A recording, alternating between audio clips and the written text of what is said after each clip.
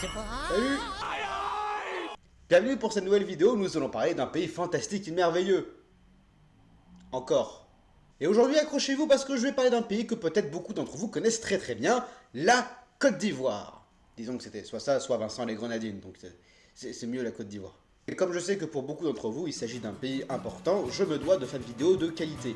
C'est pour ça que pour la première fois de l'histoire de cette chaîne, histoire qui n'est pas très longue d'ailleurs, je vais me rendre dans le pays concerné. D'ailleurs, ce sera l'occasion pour moi de voyager un peu, de découvrir un peu le pays. Franchement, j'ai vraiment hâte, donc c'est vraiment cool. On va pouvoir aller en Côte d'Ivoire. Ouais, bon, non, en fait, on va rester là. La Côte d'Ivoire est un pays d'Afrique occidentale de 30 millions d'habitants. Son régime est une république, comme la France, et on y parle d'ailleurs le français ainsi que d'autres langues comme le sénoufro, le magouka ou le koyaka. Rien à voir avec l'animal étant donné que c'est pas le même mot. Sa capitale est Au cas où c'était pas clair, je parlais du koala. Sa capitale est Yamoussoukro, même si en réalité une grande partie de la vie politique du pays se passe à Abidjan. Le drapeau de la Côte d'Ivoire est orange, blanc, vert, des couleurs qui représentent respectivement la fertilité, la paix et l'espoir. Et si on retourne, paf, ça devient l'Irlande, si l'orange devient rouge, paf, ça devient l'Italie, et si le vert devient bleu, paf, ça devient la France, et on peut continuer ce petit jeu encore longtemps. Anecdote intéressante, à ma connaissance, même si elle n'est pas super développée, c'est le seul pays qui a deux noms valides, sauf en français où il n'y a que Côte d'Ivoire. En anglais peut dire Ivory Coast, mais peut aussi dire Côte d'Ivoire, hein, les deux sont valables, et ça c'est pareil pour toutes les langues qui peuvent utiliser la traduction dans leur langage, ou une version phonétique du nom français. On peut donc se retrouver avec Costa do Marfil, Costa de Marfil, ou Bon, Au début de son histoire, la Côte d'Ivoire était une terre de migration pour plusieurs peuples d'Afrique de l'Ouest, comme les Zébriers, les Baoulés ou les Agnis. Une migration qui provoque pas mal de conflits entre les populations, mais qui sont souvent réglés par des parentés à plaisanterie, ou les toupés, hein, comme on l'appelle dans le pays. Alors, qu'est-ce que c'est? En fait, c'est des moments où les gens s'insultent. C'est un peu le Twitter des temps anciens, si vous voulez. Parmi les grosses populations au sein du pays, on a les Mandés au sud, les Krous au sud-ouest, qui font des super muffins.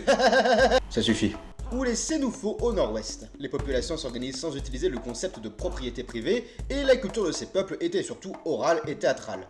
Tout un vivier culturel très important pour l'ouest africain qui... mais oui. Mais ce sont eux, les Portugais!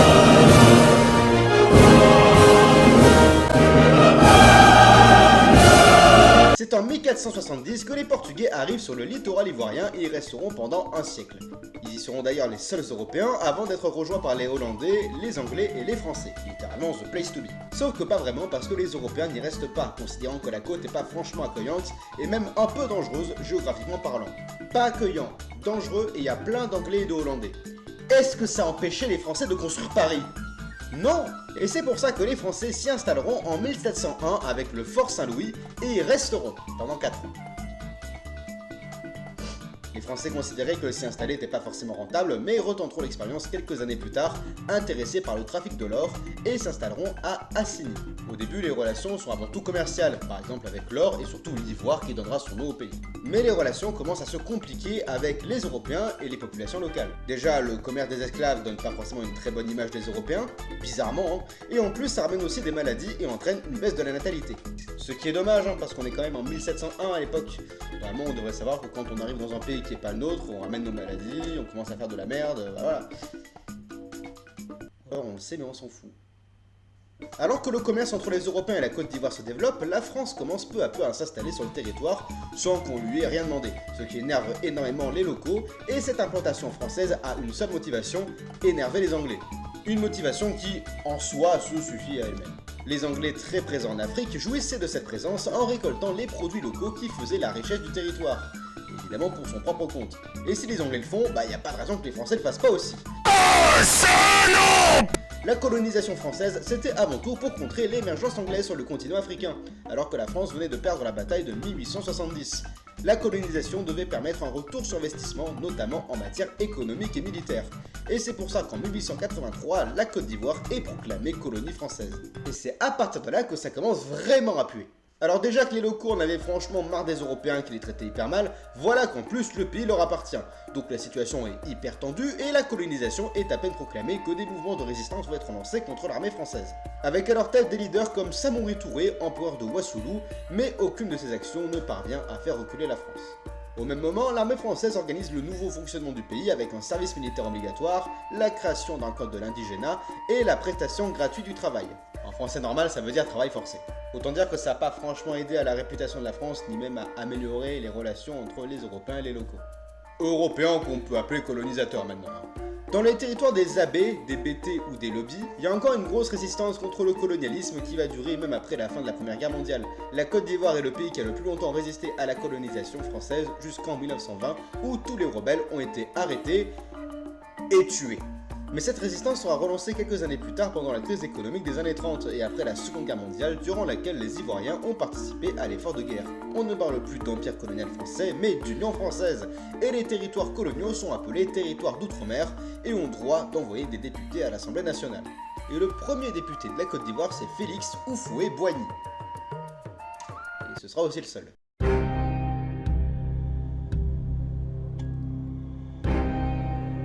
Et Houphouët-Boigny, c'est pas n'importe quel gars, hein. Le type a été ministre de la Santé en France, président de l'Assemblée de Côte d'Ivoire, ministre d'État en France, maire d'Abidjan. Ça tombe bien parce que y a du boulot. La 4ème République abolit les lois injustes de la colonisation comme le travail forcé, mais sans vraiment remettre en question la pensée coloniale et le système qui l'entretient. Du coup, les locaux sont pas contents parce qu'ils sont pas encore vraiment libres, et les colons sont pas contents parce qu'ils ont perdu leur privilège de colons. La résistance continue alors, et il y aura une résistance contre la résistance et une escalade de la violence. Le pays est en pleine révolution pour son indépendance face à une armée française qui est en train de perdre pied en Afrique. Une série de réformes va être lancée pour essayer d'améliorer la situation jusqu'en 1960 où la Côte d'Ivoire devient vraiment indépendante. Et qui est le premier président de la Côte d'Ivoire? Houphouët-Boigny. C'est le gars que j'ai cité avant. Et puis c'est pas comme si c'était une élection serrée, hein. Le gars est élu avec 96% des suffrages, mais c'est aussi parce qu'il y a eu un peu d'aide. Hein. Alors, de l'aide de qui? De la France en fait. Le nouveau président ivoirien, qui comme je le rappelle était un ministre sous un gouvernement français, entretient encore des relations étroites avec l'Hexagone. Sous sa présidence, les ressortissants français passent de 10 000 à 30 000 grâce à une politique de redynamisation de l'économie avec l'arrivée de travailleurs français. Paris gagnant? Oui. Entre 60 et 70, on parle de miracle ivoirien, carrément. Le pays se développe dans le milieu agricole, industriel et économique grâce aux capitaux étrangers et à un investissement dans le privé, ce qui permet une hausse de niveau de vie et une augmentation de la démographie. En 1960, ils étaient 3 millions d'Ivoiriens et en 1988, ils étaient 12 millions. Par contre, les années 80, c'est déjà moins cool, hein. Le président est vieux et fatigué, ce qui fait que plusieurs personnes convoitent sa place au sein du gouvernement. Ce que le président sait est puni par un renvoi de gens qui n'ont pas forcément demandé grand chose, hein, comme François Ruffin ou Clémentine ou quoi. Forcément, ça ralentit un peu l'action de l'État, le pays n'est plus en force économiquement et certaines photos montrent des villages avec des objets luxueux abandonnés, comme ces limousines américaines qui n'ont absolument rien à faire là. En fait, le pays est divisé en deux, le nord avec les paysans qui vivent grâce à ce qu'ils produisent, et le sud avec les costards-cravates qui ont les postes à pouvoir. Bon, parfois il y a des gens du nord qui ont des postes d'élu, mais après on les traite comme de la merde, donc...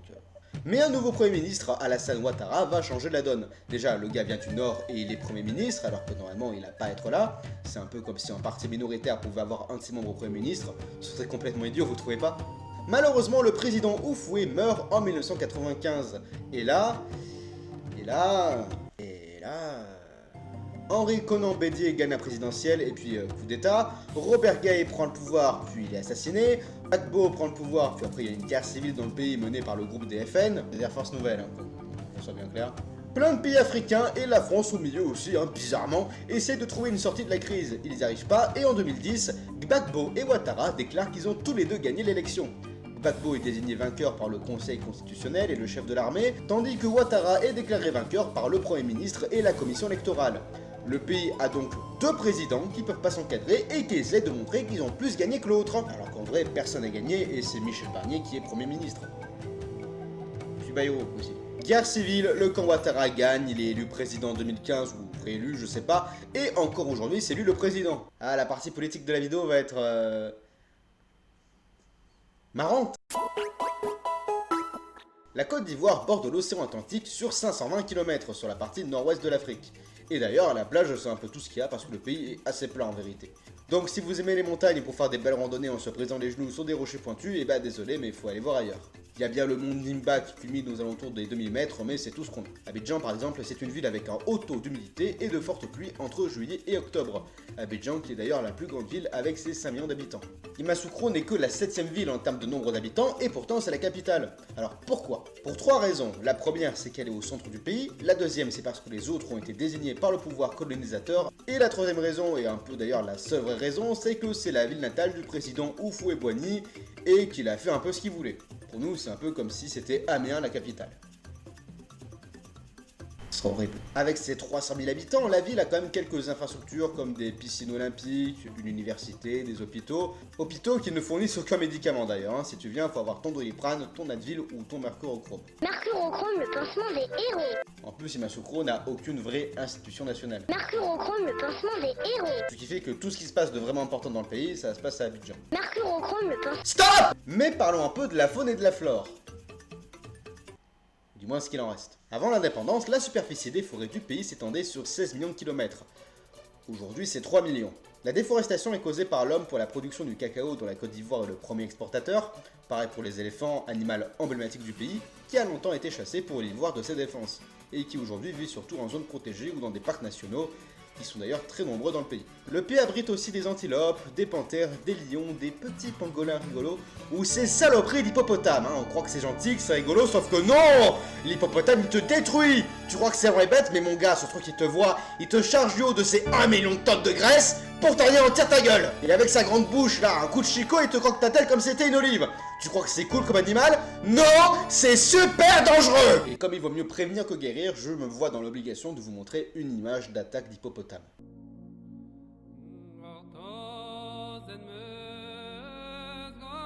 Des images troublantes. Il y a aussi des buffles, des singes, des mangoustes, des phacochères. Attends. Des mangoustes? Des phacochères? Des lions? Longue vie au roi.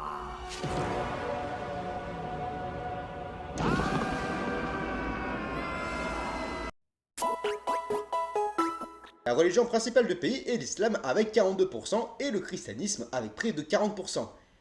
Et pourtant, le pape reste au Vatican, au lieu d'aller à Abidjan et de dire « Tuez-moi, je représente le Christ! Je représente le Christ !» Serena Cappuccina. Tralalero tralala. En termes d'art, la littérature ivoirienne est marquée par des grands noms comme Amadou Kourouma qui a gagné le prix du livre Inter. France, son prénom.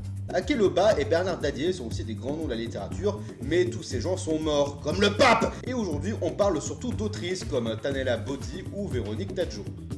La bande dessinée ivoirienne est aussi très réputée et fonctionne pas mal, notamment la BD humoristique qui aborde souvent des problématiques du quotidien avec légèreté, comme la plupart des BD humoristiques. Le pays se démarque aussi par ses arts traditionnels, la poterie, les masques et surtout la danse traditionnelle, des arts largement partagés encore aujourd'hui avec des tam-tams ou des balafons. Mais qui danse dit aussi chanson, et là c'est toute l'Afrique qui s'incline devant la Côte d'Ivoire. Avec des noms comme Alpha Blondy, Tiken Jaffa Koli ou Magic System qui doivent allumer quelque chose dans votre tête, mais surtout avec le genre du coupé-décalé inventé en 2000 que toute l'Afrique a adopté, 10 ans après que toute l'Afrique ait adopté le zouglou, un autre type musical ivoirien. Je vais vous faire une petite démonstration du coupé-décalé parce que comme ça vous verrez un peu ce que c'est, et en plus je suis très bon à ça donc vous allez... L'extrait que vous vous apprêtiez à voir n'a malheureusement jamais été diffusé. Il restera à jamais un loss média. Musicalement, la Côte d'Ivoire est très forte au point que plusieurs artistes sont connus internationalement et pas seulement dans les pays francophones. Mais si je vous dis Yaya Touré, Didi Drogba, Gervinho, le foot finalement. Le football c'est le sport roi en Côte d'Ivoire. Il y a des compétitions de ville, des compétitions de village, des compétitions de quartier. La sélection nationale accueille des joueurs évoluant dans les meilleurs championnats mais aussi dans des super centres de formation européens. Au total, la Côte d'Ivoire a remporté 3 Coupes d'Afrique, mais sans jamais parvenir à passer les poules d'une Coupe du Monde. Comprenez que si l'équipe de foot de Côte d'Ivoire, et si la Côte d'Ivoire de manière générale ne rayonne pas forcément à travers le monde, elle rayonne à travers son continent. Un véritable carrefour des civilisations entre tradition et modernité. Je crois. Dans la politique ivoirienne, il y a 2 partis majeurs, le Parti démocratique de Côte d'Ivoire de l'ancien président Oufoué et le Rassemblement des Oufouettistes en référence à l'ancien président Oufoué. Je vais péter un plomb. Parce que d'un côté, il y a un parti qui est l'ancien parti du président, Et de l'autre, il y a un parti qui se revendique de l'héritage de l'ancien président. Donc je fais quoi? Le pays est décentralisé un peu comme la France avec des régions, des départements et des sous-préfectures. Au total, c'est 19 régions et 83 départements qui composent le pays. Alors que la Côte d'Ivoire, c'est genre 2 fois moins grand que la France, mais bon, ok. Le pays connaît aussi actuellement une belle croissance économique grâce à sa stabilité politique et la fin de la crise. Une économie qui est surtout agricole grâce au bois et les ressources alimentaires, mais elle est aussi portuaire. Le port d'Abidjan, c'est un peu le poumon de l'économie du pays. C'est un vivier d'emplois important et ça permet de commercialiser à travers tout le continent, si ce n'est le monde entier. Voilà, ça c'était la partie facile. Maintenant, place à la partie chiante à laquelle on comprend rien, que je vais vous raconter expressément. En 2015, Alassane Ouattara accède au pouvoir et crée une nouvelle constitution. Parce que la précédente était trop bizarre et créait des crises politiques, la constitution de 2016 a donc été adoptée par référendum et propose une nouvelle organisation de pays. Déjà, il faut avoir minimum 35 ans pour se présenter à une présidentielle. Par contre, la limite d'âge qui dit qu'on peut plus être président après 75 ans, bah ça a disparu. Voilà, au cas où tu vas être président toute ta vie, j'imagine. Il est maintenant obligatoire d'avoir 2 parents ivoiriens, le poste de vice-président est créé, un sénat est créé avec 2 tiers de personnes élues et 1 tiers de personnes choisies par le président. La nouvelle constitution supprime l'obligation du référendum dans certains domaines, comme par exemple tout ce qui a rapport avec l'élection du président, parce que c'est vrai que c'est pas capital comme sujet. Pareil pour la révision de la constitution, donc le président peut la changer un peu comme il veut. Ah, là c'est sûr, le pays fonctionne vachement mieux. Attendez, on a moins le droit d'ouvrir sa gueule. C'est trop cool! Il y avait aussi un article de loi qui disait que le président élu ne pouvait se représenter qu'une fois, mais bon, Ouattara l'a supprimé, et là il en est à son 3e mandat, donc on va pas se prendre la tête non plus. Donc voilà, il a été réélu en 2020, et d'ailleurs ce qui est marrant, c'est que le même mois où il a été réélu, quelques jours avant, il avait inauguré un stade olympique. Parce que c'était clairement la priorité du moment, et le stade d'ailleurs s'appelle justement Alassane Ouattara, comme lui. Au cas où, comme ça on sait bien qu'il est vraiment important pour le pays quand même. Il a été quand même élu de justesse, avec 95% des voix, ce qui est un score honnête, bien que léger, face à son principal adversaire qui n'a eu que 2%, et qui deviendra quelques jours plus tard un ministre de Ouattara. Parce qu'en politique, il n'y a pas d'adversaire. Il n'y a que des gens pas encore complètement corrompus. C'est quand même bien organisé, du coup je comprends pas trop pourquoi la Côte d'Ivoire n'est que 105e pays le plus démocratique du monde, derrière la Turquie, l'Inde et le Guatemala. Et d'ailleurs c'est bizarre, elle est même pas dans le top 20 des pays d'Afrique les plus démocratiques. Je comprends pas. Pourtant tout a été fait bien, je trouve que les gens sont plus heureux, ils ont moins le droit de s'exprimer sur la politique, le président fait ce qu'il veut, il peut être président toute sa vie même. Non, vraiment je comprends pas. Bon après, plus sérieusement, heureusement que la Côte d'Ivoire a une culture qui s'exporte bien à l'international, même chez nous d'ailleurs, parce que sinon, le pays serait un peu embêté. Une culture et une réputation qui doit beaucoup à l'âge d'or de la Côte d'Ivoire, c'est-à-dire entre les années 60 et 80, âge d'or qui a d'ailleurs été permis par Félix Houphouët-Boigny. Et je pense pas trop m'avancer si je dis que Félix Houphouët-Boigny laissera une meilleure trace dans le pays que cet homme qui a fait un stade olympique pendant une élection et décidé que ce serait une bonne idée que ce stade porte son nom. Voilà.